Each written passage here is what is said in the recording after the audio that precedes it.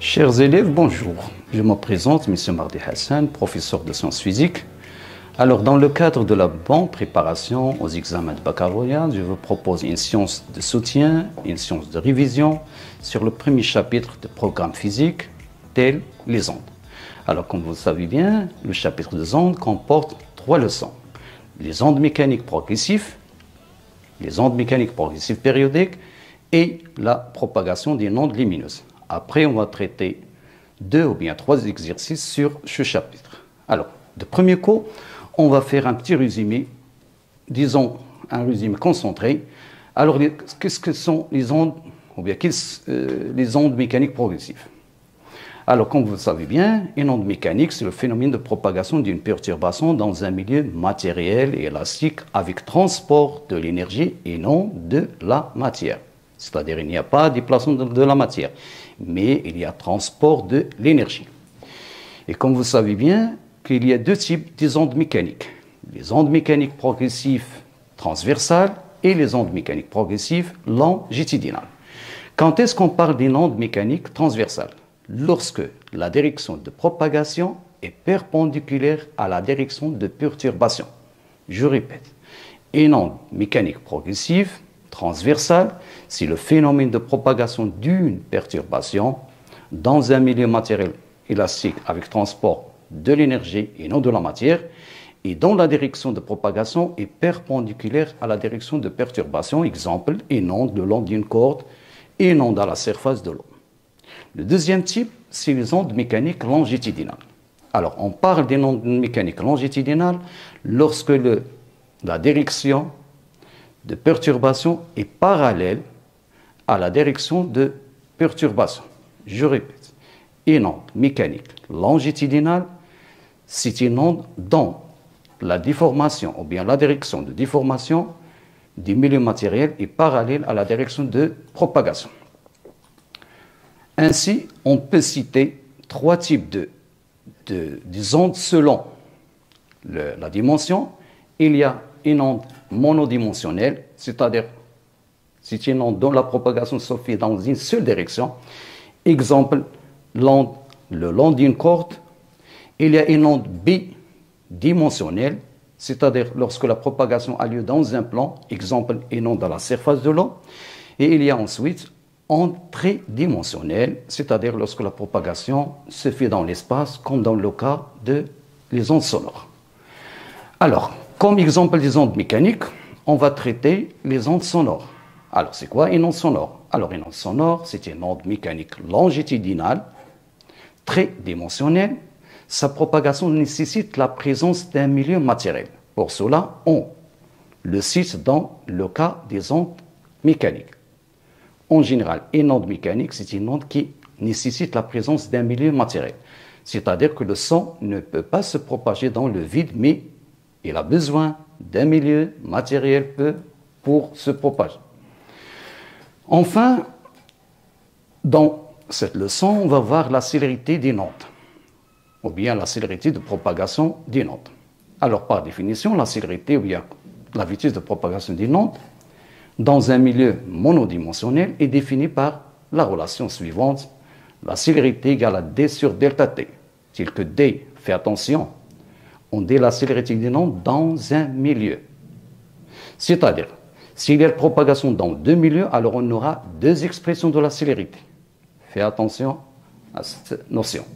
Alors, la célérité d'une onde dans un milieu quelconque, il a le rapport entre la distance parcourue par l'onde dans ce milieu, qui s'exprime en mètres, par la durée correspond à ce parcours, qui s'exprime en secondes. Alors, après, on va citer la notion de retard temporel.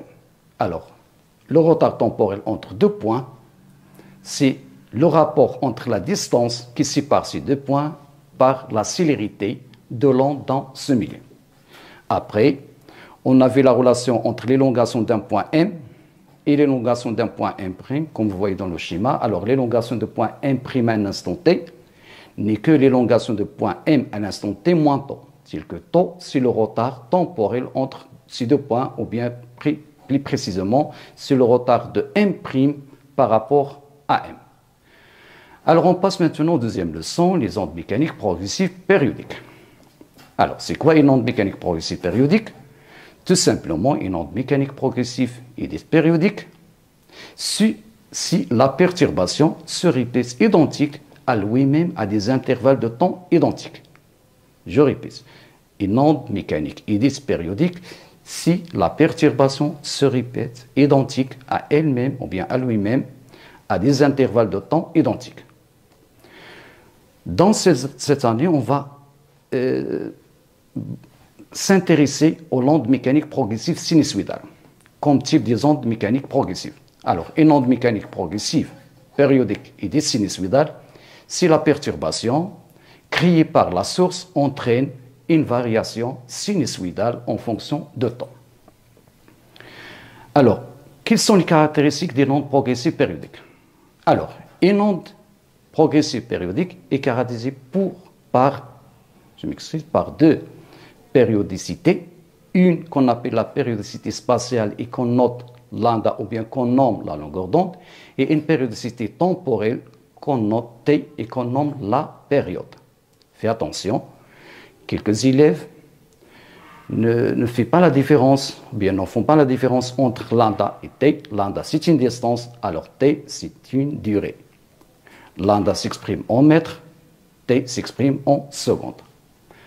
Alors, la définition de la longueur d'onde, c'est la distance séparant deux points consécutifs du milieu de leur propagation, précisément qui ont le même état ou bien qui présentent le même état vibratoire. Alors, tandis que la période est la durée qui sépare deux points consécutifs des milieux de propagation présentant le même état vibratoire.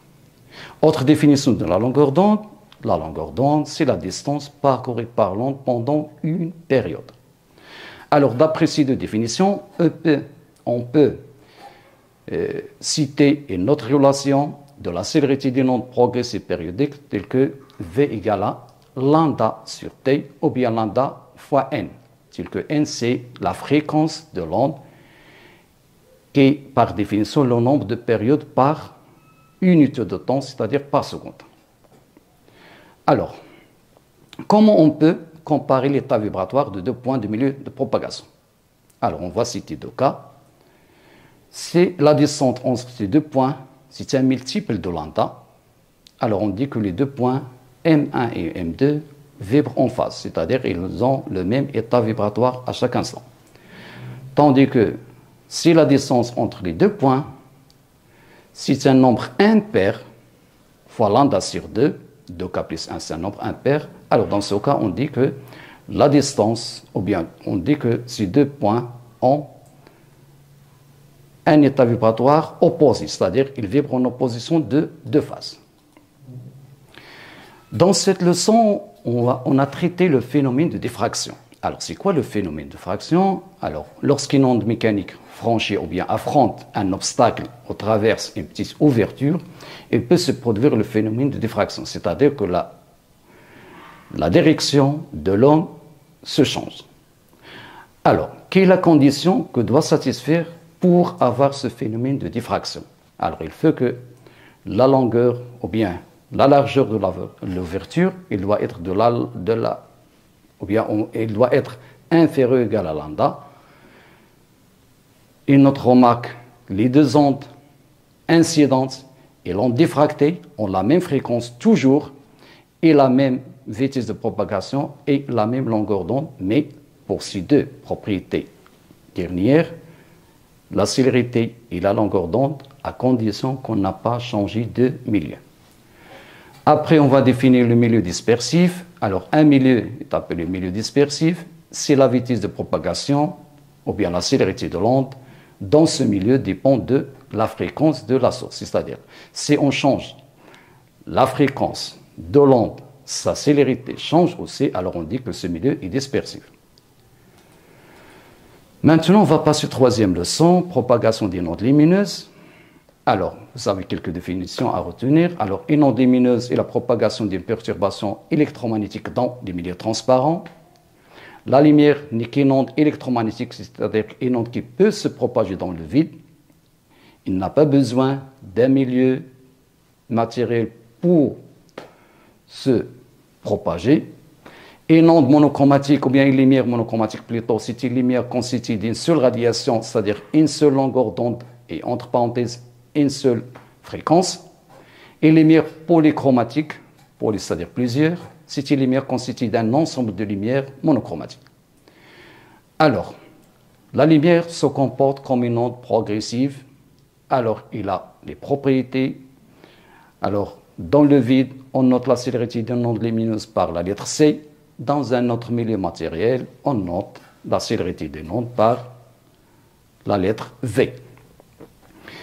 Remarque, la fréquence de l'onde lumineuse nue ne dépend pas du milieu de propagation, mais elle ne dépend seulement que de la source. C'est-à-dire, si on n'a pas changé la source, alors la fréquence, c'est la même.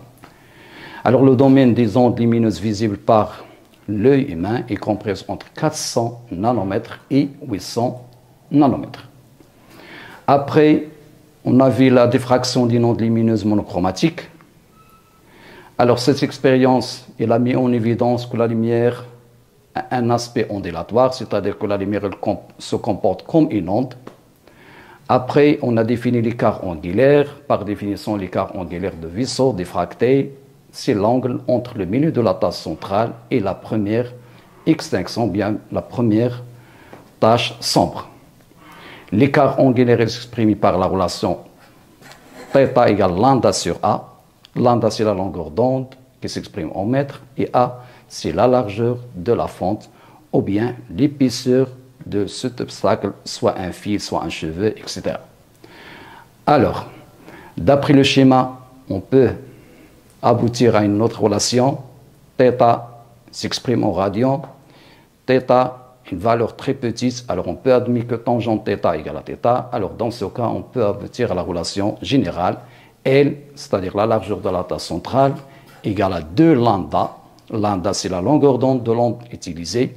D, grande D, c'est la distance qui sépare la fente, ou bien l'obstacle, par l'écran, c'est-à-dire entre parenthèses par les tâches. Et petit a, c'est que l'épaisseur, ou bien la largeur de la fente.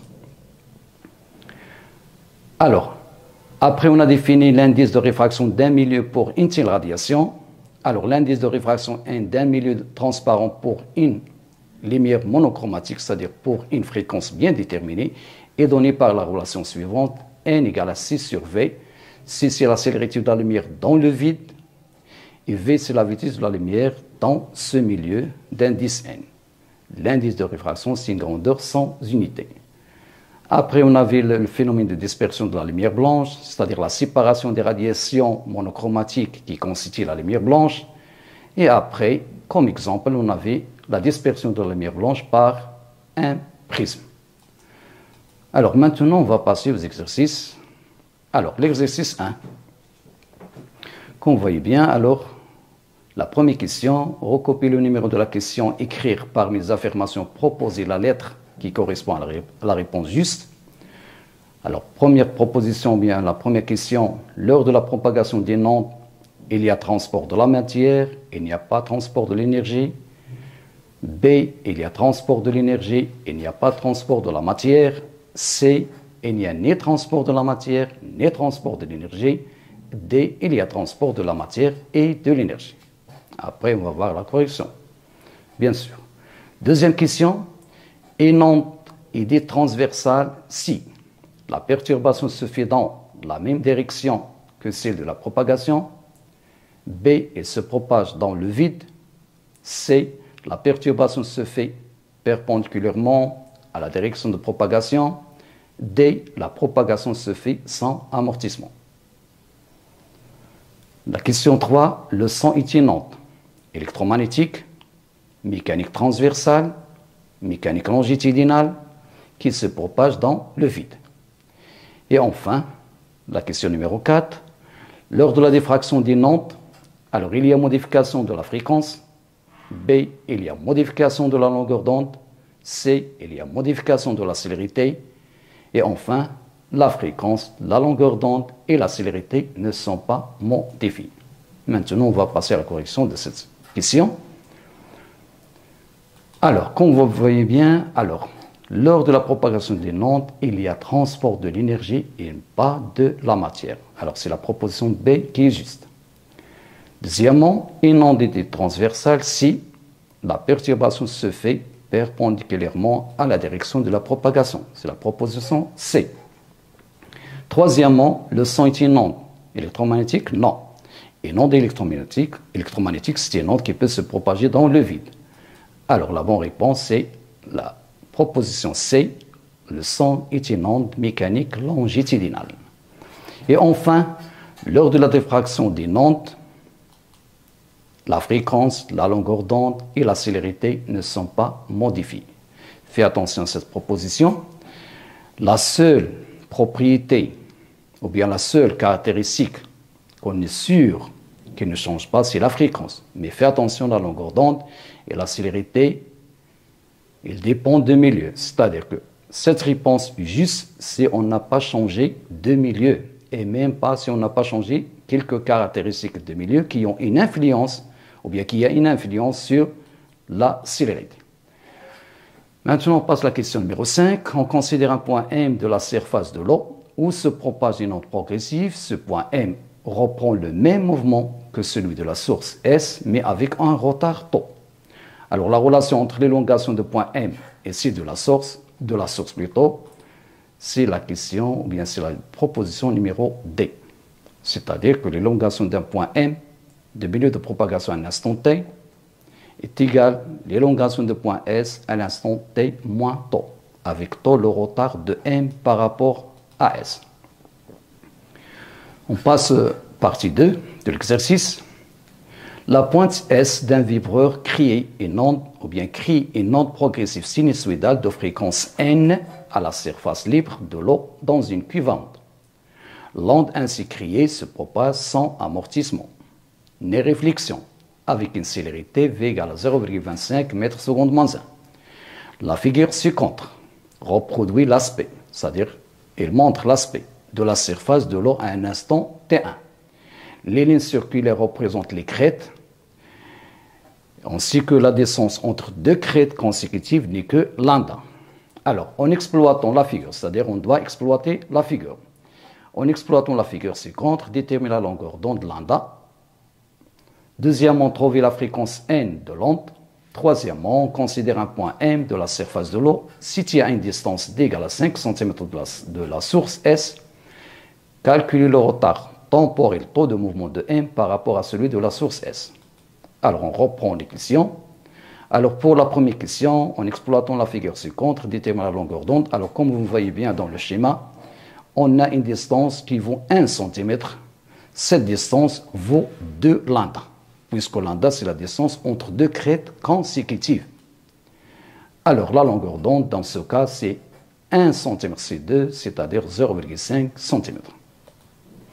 Pour la deuxième question, c'était trouver la fréquence N. Alors, on a, d'après les données, la célérité de l'onde. D'après la première question, on a trouvé la longueur d'onde. Et ainsi que la célérité d'une onde et la fréquence et la longueur d'onde sont reliées par l'expression suivante, V égale lambda fois N, d'où N égale à V sur lambda. Alors, pour l'application numérique, fais attention aux unités légales. La célérité est s'exprimer en mètres par seconde, tandis que lambda est s'exprimer en centimètres, alors on doit la convertir en mètres. 0,5 cm, c'est-à-dire 0,5 10 moins 2, ce qui va nous donner n égale à 50 Hz. Maintenant, on va passer à la troisième question. On considère un point M de la surface de l'eau situé à une distance d égale à 5 cm de la source S.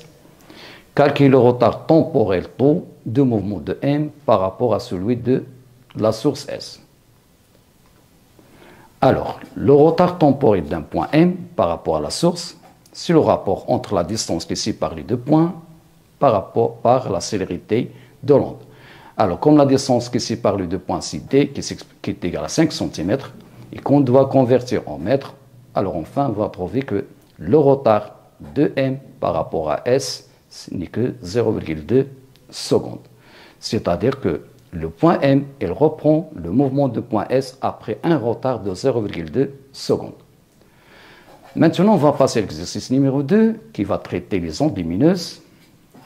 Alors, cet exercice se propose de déterminer la longueur d'onde d'une radiation émise par une source. Alors, on a une source laser émet une radiation rouge. Fais attention aux radiations, c'est une radiation rouge, ou la radiation rouge, c'est une radiation qui a la plus grande longueur d'onde. De longueur d'onde lambda R vers une fente horizontale de largeur A égale à 0,3 mm. On observe sur un écran, situé à une distance d'égale à 2 mètres de la fente, des taches lumineuses réparties sur une ligne verticale. Comme vous savez bien que la direction de la figure de diffraction est toujours perpendiculaire à la direction de la fente. C'est bon, c'est-à-dire si on a une fente horizontale, alors la direction de figure de diffraction sera verticale et vice-versa. Alors, première question, on se propose 4 expressions pour la longueur d'onde, lambda des ondes lumineuses diffractées. Alors, choisir en se basant sur, lisez bien la question, en se basant sur une analyse dimensionnelle, l'expression juste. Alors, les 4 propositions sont lambda égale à A fois L fois D sur 2, ou bien lambda égale à A fois L sur 2D, ou bien lambda égale à A sur L fois D, ou bien lambda égale à L, ou bien lambda égale à 2L sur A fois D. Deuxième question, recopier le numéro de la question et répondre par vrai ou faux, sans justification, mais on va traiter la justification pour mieux comprendre. Les facteurs intervenant dans la diffraction d'une radiation varient ainsi. L'écart angulaire θ augmente si la longueur d'onde de la radiation émise augmente. Ou bien, deuxième question plutôt, la largeur L de la tache centrale est proportionnelle à la largeur de la fente qu'on note A. Troisième question, déterminer la longueur d'onde lambda R de la radiation émise par cette source laser.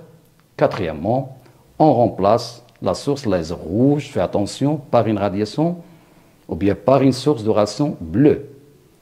De longueur d'onde, lambda B égale 450 nanomètres. En comparant les deux longueurs d'onde, on sait bien que la radiation rouge il a la plus grande longueur d'onde, c'est-à-dire lambda R est supérieur à lambda B. Alors, comparer les largeurs LR et LB des deux taches centrales obtenues successivement par les radiations rouges et bleues. Alors, on va passer à la correction. Alors, pour la première question, la proposition juste, c'est lambda égale à A fois L sur 2D. Comme vous voyez bien, d'après l'analyse dimensionnelle. Alors, dimension de lambda, c'est la dimension de la longueur. Donc, la proposition, ou bien la deuxième proposition, c'est la proposition juste. Pour la deuxième question, vrai ou faux? Alors, l'écart angulaire θ augmente si la largeur d'onde lambda augmente, c'est juste, oui, car d'après l'expression θ égale lambda sur A, on voit bien que lambda et θ sont proportionnels, c'est-à-dire que lorsque lambda augmente, alors θ augmente aussi. Pour la deuxième question, de 2, d'après l'expression de la largeur L, on a L égale à 2 lambda fois D sur A. D'après cette expression, on voit bien que lambda et D, ou bien lambda et A sont inversement proportionnels. Donc, notre proposition était fausse. Maintenant, on va passer à la troisième et après la quatrième question. Alors, déterminer la longueur d'onde de la lumière rouge ou bien de la radiation rouge. D'après l'expression lambda égale à A fois L sur 2D. Alors, pour la radiation rouge, on aura lambda R égale 637,5 nanomètres, c'est-à-dire 637,5 10 à la puissance moins 9 mètres. Faites toujours attention aux unités. Et pour la quatrième question, ce n'est pas la peine de calculer la largeur de la tache au bleu pour comparer les deux largeurs des deux taches, mais il suffit que, d'après l'expression lambda égale à A fois L sur 2D, on voit bien que lambda est proportionnel à la largeur L, et puisque lambda R est supérieur à lambda B, alors il sera que la largeur de la tache rouge sera plus grande que celle de la tache bleue. Alors, après avoir traité ces deux exercices, Je vous souhaite bon courage et à bientôt.